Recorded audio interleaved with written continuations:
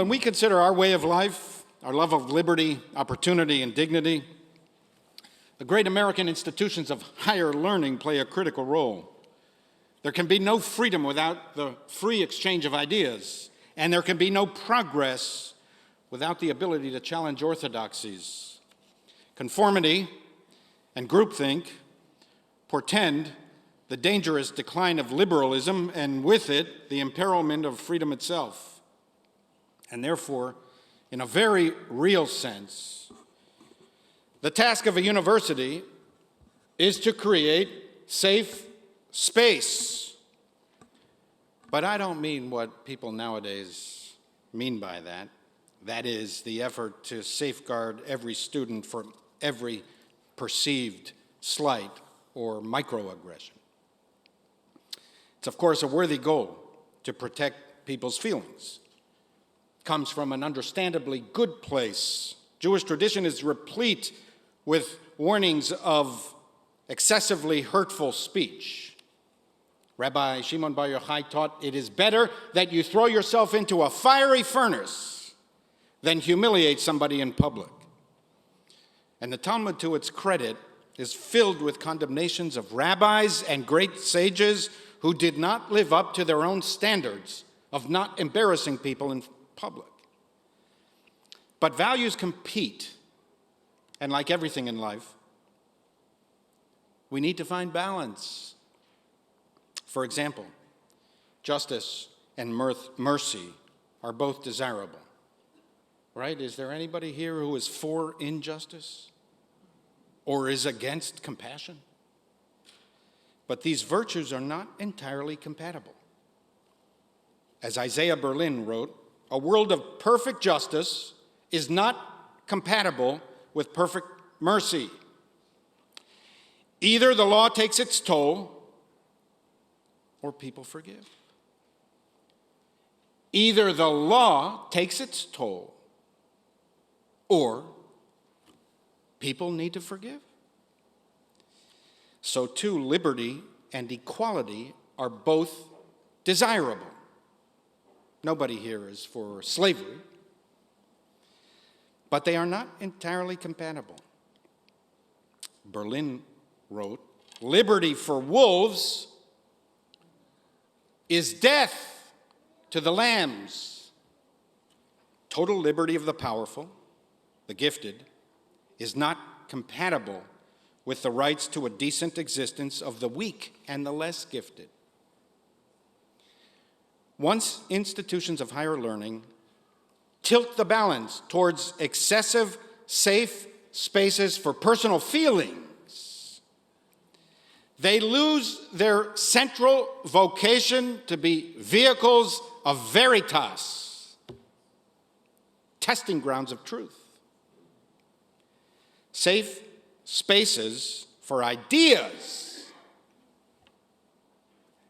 that's the real calling of universities. And to deprive students of the safe space for ideas is to abandon the central function of higher learning. Once we silence people, cancel them, excommunicate them, we embark on a slippery slope of decline. Pluralism is the essential prerequisite of freedom because reality is plural. Conformity spells the death knell of liberty. According to our sages, the sin of the generation of Babel, Tower of Babel, was conformity. Everyone thought the same. Everyone spoke the same. God alone sees the full truth. Humans perceive only fragments, hence the need for multiple perspectives. Shiv'im panim laTorah, say our sages. There are 70 faces to the Torah. Every word contains dozens of different and legitimate interpretations. Hence, our sages emphasize the benefit of debate. And it's why Jews are still a highly argumentative people. Even those of us who never studied a Jewish text, not once, never opened a Jewish text. you still harbor this nature to challenge everything and everybody, right? It's passed down to us by osmosis of 100 generations of our predecessors. That's how they were. That's why you're like that. Kol machloket shehi l'shem shamayim sofa להתקיים, says the Mishnah. Every disagreement that is for the sake of heaven, in pursuance of understanding, is destined to endure. Disagreement, controversy, debate, these are good things according to our tradition, as long as they are l'shem shamayim, for the sake of heaven. What is an example of a heavenly controversy? Our tradition states the debates between Hillel and Shammai, they argued over everything. As long as they sought wisdom, learning, meaning, veritas. That's the logo of Harvard, by the way. Human and divine truth. And what is an example for a controversy not for the sake of heaven? The controversy of Korach and his followers, which was all about simple power, seizing authority and control from Moses. If we surround ourselves by the first kind of safe space, excessive protection of our delicate feelings that are easily offended. Human beings are easily offended, have you noticed? Then we lock ourselves into a kind of intellectual prison. And then we become ignorant. Conformists generally just don't know enough. From the river to the sea, they chant, but have no clue which river and what sea. In turn, ignorance breeds arrogance. And arrogance is the opposite of learning. It's entrapment, where the ensnared don't even know that they are in a maze. They think they are free, but they're not. They are in a kind of prison of the mind. They don't know what they don't know. And they think they know more than they know. Now, it's one thing for a person to choose to go through life this way. You want to do that? Your choice. You have autonomy. You live any way you want to. It's another thing for universities to promote and encourage this dark place of ignorance. Darkness is a plague. Institutions of higher learning should see their role as challenging our certainties, provoking and encouraging us to be more humble, less arrogant, less self-absorbed. Because the natural default position of every human being is that I am the center of the universe. That's how we were designed.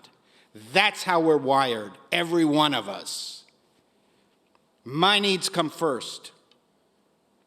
I see the world from the inside out. Higher education should cause us to pause, to consider that simply because I feel a certain way about a book or a philosophy or some domestic or international policy, it doesn't mean that everyone agrees or should agree. Their views might also be valid. If I open my mind, they might even change my thinking. I might even be persuaded. When we say that the purpose of higher education is to teach us not what to think, but how to think, this is what we mean. A little less arrogance, a little less certainty, more humility. Feelings are not facts. You offended me, you hurt my feelings, is not the end of the discussion. Sometimes the health of society and the preservation of liberty require saying things that are offensive to you. Sometimes we're offended by the wrong things. And sometimes we are not offended enough by what is truly offensive. First and foremost, universities should ensure the safe space that triggers intellectual rigor that will inevitably elicit lively debate and perhaps might lead to some personal offense. The turmoil on so many American campuses nowadays is a trigger warning that we're in trouble. That the first kind of safe space for feelings is overwhelming the second, more important kind, for ideas.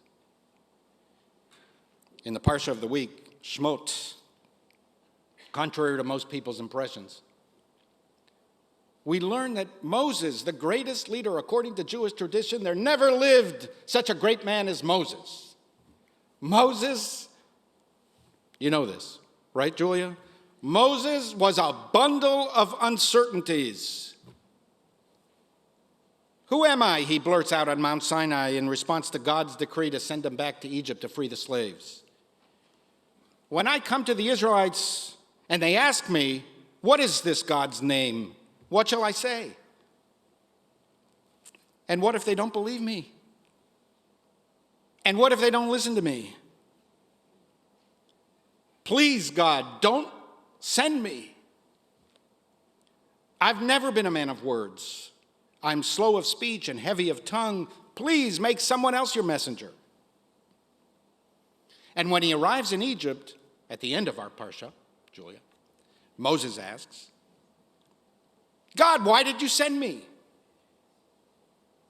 Since I returned here, Pharaoh has imposed trouble on this people, and you have not rescued them at all. Many of the great heroes of Judaism argued with each other and with God. With God. Shall the judge of all the earth not do justice? Abraham asks. Why do the wicked prosper and the faithless live at ease? Jeremiah queries. We learn from Judaism that safe spaces are the spaces where we freely and safely ask and disagree and debate and even provoke. Of course, we should try our best to avoid offense and insult. Respecting another person's dignity is central to Judaism and is a key Jewish value. But disagreement is not on its face disagreeable. Benjamin Disraeli purportedly said, I find that an agreeable person is a person who agrees with me. Not so in Judaism. Disraeli must have converted by then. If we can question even God, all the more shall we question the learned professors, administrators, and institutions of the universities of Veritas. Amen.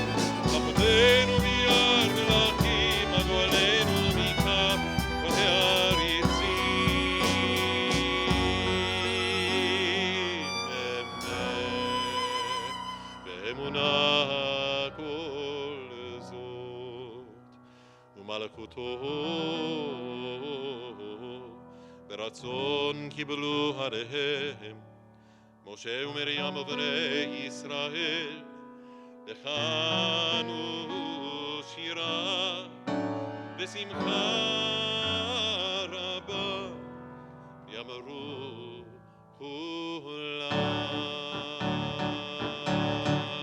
יאללה לה לה לה